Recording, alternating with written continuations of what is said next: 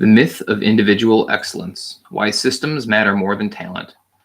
Why do the most capable individuals and well-resourced organizations still struggle to achieve consistent success? The answer lies in understanding something we've been taught to ignore. From the tech startups of Silicon Valley to the factory floors of Detroit, from the halls of academia to the playing fields of professional sports, the relentless drive toward better outcomes consumes our collective energy and attention. And yet, despite the relentless effort, everyone finds themselves frustrated, disoriented, even disillusioned. Why do so many well-intentioned efforts and undertakings stall or collapse? Why do even the most capable individuals fall short of their aspirations? Why do organizations with abundant resources, talented people, and clear objectives still struggle to achieve their goals consistently? This is core to the human condition. Despite our best intentions, why do we still struggle with baser instincts? Why, despite high and noble aspirations, are we constantly striving but never truly achieving the sustainable success we seek? The gap between intention and outcome, between effort and result, between aspiration and achievement haunts every ambitious endeavor. The Western mythology of individual excellence.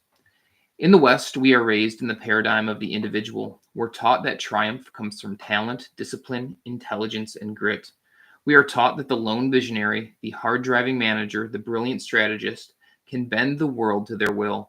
Our mythology is built around singular heroes, the entrepreneur who revolutionizes an industry, the CEO who turns around a failing company, the athlete who breaks records through sheer determination. The West answers the question thus: winners are winners because they are winners. But this explanation is an unsavory tautology. It's circular reasoning that explains nothing while masquerading as wisdom. It's the equivalent of saying that fast cars are fast because they go quickly, or that tall buildings are tall because they reach great heights. Such explanations satisfied our need for simple answers while obscuring the complex realities that actually determine outcomes. The truth about systems. The truth is far more nuanced and ultimately far more empowering. Human beings do not operate in a vacuum. We are born into systems, parts of larger ecosystems that are nested, overlapping, invisible, and immense. These systems shape our choices, amplify or inhibit our actions, and often determine outcomes long before individual effort is even exerted. Their influence is sometimes obvious, like the economic conditions that shape market opportunities, but more often subtle, complex, and even unintended. Consider the software engineer who seems to produce exceptional code compared to her peers. It is purely her individual talent, or might it be that is it purely her individual talent, or might it be that she works in a team with better code review processes, has access to superior development tools, operates under a manager who shields her from unnecessary interruptions, and collaborates with colleagues who challenge her thinking constructively? The individual matters, certainly, but the system in which she operates may be the primary determinant of her apparent superiority. Poor Icarus. Icarus, who flew too close to the sun on the wings fashioned by his father Daedalus, created a system of flight which allowed them to soar above the earth, but alas, Icarus grew too bold. He soared higher and higher until the sun melted the wax from his wings. The constraints of systems are not merely there as limits to performance and success, but also to support preservation and safety. To ignore systems is to misunderstand why things happen the way they do. To understand them is to unlock extraordinary power, not the power of individual heroics, but the power of intelligent design, thoughtful orchestration, and systematic improvement. What is a system? A system is a network of independent components that work together to try to accomplish the aim of the system. This definition, while seemingly simple, contains profound implications that most people overlook. The aim is the unifying goal, the North Star that brings all of the disparate components together in coordinated action. Without an aim and without the arrangements and subordination of constituent components to the end, you don't have a system, you merely have a collection of parts. Consider a symphony orchestra. It consists of many elements: French horns, oboes, timpani, violins, violas, trumpets, cellos, bassoons, and many more instruments. Each instrument is played by a musician with years of individual training and expertise. And yet, if you've ever arrived early to a performance, you've been struck by the unconnected nature of the sounds emanating from the stage. Individual musicians practice their parts, tune their instruments, and warm up with scales and passages. The stage is filled with activity, but it is not systematic. They are not yet a system. Then enter the conductor. He taps his baton, and the cacophony stops. The symphony tunes together, not individually, but as a collective whole, listening to each other, adjusting to achieve harmony. The conductor raises his baton, and the symphony begins to play.